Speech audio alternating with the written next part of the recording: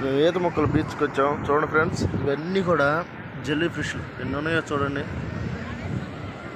ఇవన్నీ పడేశారు వాళ్ళు, మత్స్యకారులు పట్టి అవి పనికిరావని పడేశారు.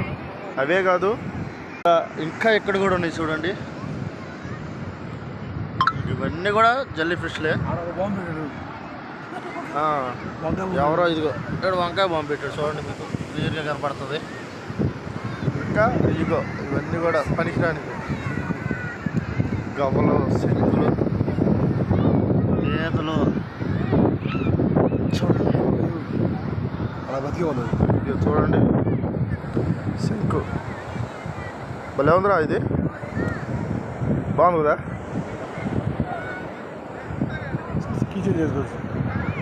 సూపర్గా ఉంది.